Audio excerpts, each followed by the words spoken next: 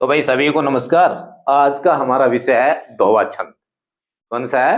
दोहा छंद। दोहा छंद को हम आसान ढंग से करेंगे, बहुत ही आसान तरीके से करेंगे। एक बार आप समझ लेंगे, उसके बाद दोहा छंद आपको याद करने की जरूरत नहीं पड़ेगी। और भाई एक बात मैं आपको बता देता हूँ, दोहा छंद 10वीं के हिंदी के पेपर में पक्का आता है। कोई नहीं रोक सकता, कोई माइकल लाल रोक ही नहीं सकता है। तो आइए शुरू करते हैं दोहा छंद। देखिए, ये दोहा छंद के लक्षण है। यह अर्ध सम मात्रिक छंद है। पहली बात यह समझ लीजिए कि अर्ध सम क्या होता है। इसका मतलब है ये आधा सम है, आधा विषम है। अब आगे देखिए, इसके विषम चरणों में 13 मात्राएं होती है, यानी कि जो इसका विषम भाग है उसका प्रत्येक चरण 13 मात्राओं से युक्त होता है। इसके सम चरणों में और सम चरणों में 11 मात्राएं होती है। जो इसके सम चरण है उनमें 11 मात्राएं होती है। अब चरण क्या है, उनमें विषम कौन सा है और सम कौन सा है, वो समझने वाली बात है। दोहा 2 पंक्तियों का होता है। उन 2 पंक्तियों को 4 भागों में बांटा जाता है। तो ये दोहा जो मैंने यहाँ पे लिखा है, ये 2 पंक्तियों का है। एक पंक्ति ये है और एक पंक्ति ये है। करत करत अभ्यास के यहाँ कोमा लग गया, एक भाग हो गया, मतलब प्रथम चरण। जड़मती होत सुजान, ये इसका दूसरा भाग हो गया और पूरी पंक्ति पूरी हो गई। तो ये इसका प्रथम चरण हो गया और ये इसका दूसरा चरण हो गया। रसरी आवत जात ते कोमल लग गई, ये इसका तीसरा चरण हो गया। सिल पर प्रत निशान, ये इसका चौथा चरण हो गया। अब हमने समचरण समझने हैं। समचरण कौन से हो गए? जो 2 से कट जाए वो समचरण है और जो 2 से ना कटे वो विषम चरण है। पहला और तीसरा विषम चरण है, दूसरा और चौथा समचरण है। अब हम इसमें मात्राओं की बात करते हैं कि मात्राओं का पता कैसे लगे कि किस चरण में कितनी मात्राएं हैं। जबकि हमने इसके लक्षण में पढ़ा है कि इसके विषम चरणों में 13 मात्राएं और सम चरणों में 11 मात्राएं होती है। लेकिन हमें मात्राएं निकालना आएगा, तब ही तो हम दोहा छंद को समझ पाएंगे ना। देखिए, मैं यहां पर मात्राएं निकालने का एक तरीका बता देता हूं, आप उसको ध्यान से देखिए। देखिए, अंग्रेजी के 2 अक्षर हैं, एस और आई। ठीक है, एस को छंद में गुरु वर्ण दर्शाने के लिए प्रयोग किया जाता है और आई को लघु वर्ण दर्शाने के लिए किया जाता है। मात्रा के अंतर्गत एस बराबर आप 2 की संख्या मानेंगे और आई बराबर आप 1 संख्या मानेंगे।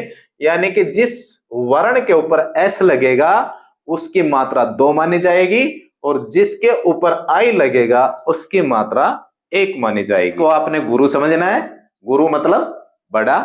आई को आपने लघु समझना है, लघु मतलब छोटा। लघु की 1 मात्रा, गुरु की 2 मात्रा। मात्राएं लगाते हैं, लेकिन मात्रा लगाने से पहले मैं आपको 4 चीज और बता देता हूं। देखिए, हमारे पास ए, ई और छोटा ऊ और री, ये लघु स्वर हैं। इनकी मात्रा जिस भी वर्ण के अंदर मिली होगी आपको उसे लघु वर्ण ही मानना है। यहां पर देखिए, क में क जब बोलते हैं तो उसमें एक की ध्वनि निकलती है, तो वो क्या है? लघु। लघु को कैसे लिखेंगे? आई के हिसाब से, यानी कि ऐसे लिखेंगे। और फिर र भी लघु हो गया और तय भी लघु हो गया, क भी, रे भी, तय भी। अब आ गया ए, तो ए को मैं लिखूंगा गुरु। अब आपका प्रश्न होगा, भाई अभी तक तो आप इसको लघु बता रहे थे, अब इसको गुरु लिख दिया क्यों? छंद में नियम है कि अगर लघु वर्ण के बाद में कोई आधा अक्षर है तो लघु वर्ण क्या माना जाएगा? गुरु माना जाएगा, इसलिए गुरु माना जाएगा। यह में आ की मात्रा मिली हुई है, यानी कि गुरु मिला हुआ है, तो उसको भी हम क्या लिखेंगे? एस लिखेंगे। और स क्या है? ए मात्रा से युक्त है, तो ये आई माना जाएगा। और आखिर में हमारे पास है के, तो के में ए की मात्रा लगी हुई है, तो इनमें देखिए ये हमारे लघु हैं। इसके अतिरिक्त जो भी हमारे स्वर है वो सारे क्या है? दीर्घ हैं, तो इसको भी हम दीर्घ मानेंगे। अब मात्राओं की गिनती कीजिए भाई। 1 2 3 4 5 6 2 8 2 10, 10 और 3 13। तो पहले चरण के अंदर कितनी मात्राएं हो गई? 13। आइए अब दूसरा चरण देखते हैं, मात्राएं लगाते हैं। 1 1 में 1, छोटी ती है 1, है में ओ की मात्रा है, तो ये दीर्घ माना जाएगा, यानी कि ऐसे लगाएंगे यहाँ पे और फिर तय होत ऐ के वो ध्वनि निकल रही है, यानी कि ये लघु है। फिर सो भी लघु है, जा भी, जा है वो दीर्घ है, और न वो क्या है, लघु। अब इनकी गिनती कीजिए, 1 3 4 5 2 7 और 4 कितनी होगी भाई, 11। कितनी होगी इसकी मात्रा, 11। अब तो अब तीसरा चरण देखिए, ये लघु है, लघु है, गुरु है, गुरु है, लघु है, लघु है, गुरु है, लघु है, और फिर गुरु है। अब इनको गिन लीजिए आप, 2 3 2 5 6 6 7 और 2 9 9 और 2 11 तो 13। इसमें कितनी आ गई भाई, 13। ठीक है। अब चौथा देखिए, इसके नीचे लगा लेंगे, काफी जगह पड़ी है। ये लघु है, लघु है, लघु लघु लघु लघु लघु लघु गुरु लघु, 3 4 5 6 7 8 9 10 11। अब समझ में आ गया होगा आपको। देखिए विषम चरण पहले और तीसरे में कितनी मात्राएं हैं, 13 13 मात्राएं हैं। दूसरे और चौथे में कितनी मात्राएं हैं, 11 11 मात्राएं हैं। तो दोस्तों समझ में आ गया होगा कि दोहा छंद क्या है। दोहा छंद अर्ध सममात्रिक छंद है, जिसके विषम चरणों में 13 13 मात्राएं होती हैं और सम चरणों में 11 11 मात्राएं होती हैं। दोस्तों ये तो हमारा दोहा छंद था। अब करेंगे हम चौपाई छंद। तो शुरू करते हैं चौपाई छंद। दोस्तों दोहा छंद आपने पढ़ा, दोहा छंद अर्ध सममात्रिक छंद था, लेकिन चौपाई छंद है ये उसके विपरीत है। ये पूरा का पूरा सम है, यानी कि इसके चारों चरण समान है, उन चारों चरणों में बराबर मात्राएं होती हैं। तो देखिए ये इसकी परिभाषा देखते हैं। चौपाई सम मात्रिक छंद है, इसके सभी चरणों में 16 16 मात्राएं होती हैं। अंत में जगण तगण नहीं होता है, यहां पर कोमा आएगा, अंत में जगण तगण नहीं आता है। जगण तगन ये गण होते हैं, इन गणों का एक वीडियो मैंने बना रखा है, वो चैनल पर मौजूद है, अब देख लीजिएगा। ये तुलसीदास जी द्वारा रचित हनुमान जी की स्तुति के अंदर एक चौपाई है, और ये चौपाई छंद का उदाहरण है। अब इसके प्रत्येक चरण की मात्राएं देखते हैं, और मात्राएं लगाना तो आपने दोहा छंद में सीख लिया है।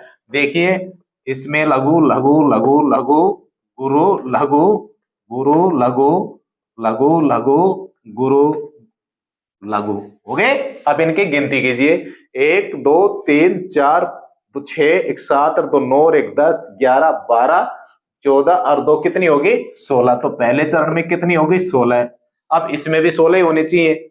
वीडियो को पूरा देखिए, अभी मैं बताने वाला हूं कि चंद्र बिंदु युक्त वर्ण और अनुस्वार युक्त वर्ण लघु माना जाएगा कि गुरु माना जाएगा, और आगे एक और है जैसे पुत्र, तरह से पहले वाला वर्ण क्या माना जाएगा और वो क्यों माना जाएगा, वो सभी अभी मैं आपको बताने वाला हूं। अब इसके दूसरे चरण में मात्राएं लगाते हैं। ये लघु लघु गुरु लघु और लघु, ये भी लघु है। देखिए छंद में चंद्र बिंदु युक्त वर्ण हमेशा लघु माना जाता है। अगर इसमें बड़ी मात्रा भी मैं लगा दूंगा तो भी ये लघु माना जाएगा। और यदि लघु वर्ण बिंदी युक्त है, चाहे उसमें छोटी मात्रा है, तो वो गुरु माना जाता है। तो देखिए आगे, ये गुरु है हमारे पास, ये लघु है, लघु गुरु लघु लघु। अब इनकी गिनती कर लीजिए, गिनती तो आपको आती है। 1 2 4 5 6 8 9 10 11 11 2 13 14 15 16। तो इसमें भी कितनी हो गई, 16। ये गुरु हो गया, लघु गुरु लघु, क्योंकि ये बड़ी मात्रा युक्त है। और ये भी लघु लघु लघु लघु लघु लघु गुरु गुरु। अब इनकी गिनती कीजिए, 2 2 4 4 2 6 6 2 8 2 10 10 3 13 3 16। तो इसमें भी कितनी हो गई हमारी, 16। अब देखिए ए है ना चंद्र बिंदु युक्त, तो ये क्या है, ये क्या है, लघु लघु गुरु गुरु लघु। आया कुछ समझ में। अब गएंगे, नहीं यार पू में तो छोटी हो की मात्रा लगी है, ये तो लघु होना चाहिए।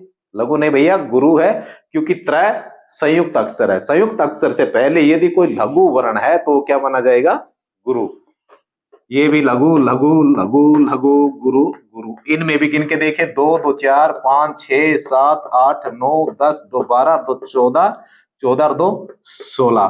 तो इन सब में क्या है, 16 मात्राएं हैं। और अंत में जगण तगन है। देखिए जगण जो हमारा गण है उसकी पहचान है, उसमें डबल एस और आई आता है। यहाँ पर आपको डबल एस या 2 गुरु 1 आई मिलेगा, कहीं भी नहीं है, तो जगण भी नहीं है। और दूसरा क्या नहीं है, तगड़ नहीं है, तगड़ में एक लघु होता है, एक गुरु होता है और फिर लघु होता है। देखिए कहीं पर भी इस प्रकार आखिर के तीन देखने हैं अपने, आखिर के तीन, आखिर की जो तीन मात्राएं है ना ये वाली, इस प्रकार है, कहीं पर भी नहीं है। तो इसका दोस्तों चौपाई छंद सममात्रिक छंद है। इसके प्रत्येक चरण में 16-16 मात्राएं हैं और अंत में जगण और तगण नहीं हो। दोस्तों आज का विषय यहीं पर समाप्त होता है। वीडियो को लाइक शेयर कर देना, आप में से कोई नया है तो सब्सक्राइब कर देना। मिलते हैं फिर एक नए वीडियो में नए विषय के साथ, तब तक के लिए नमस्कार, जय हिंद।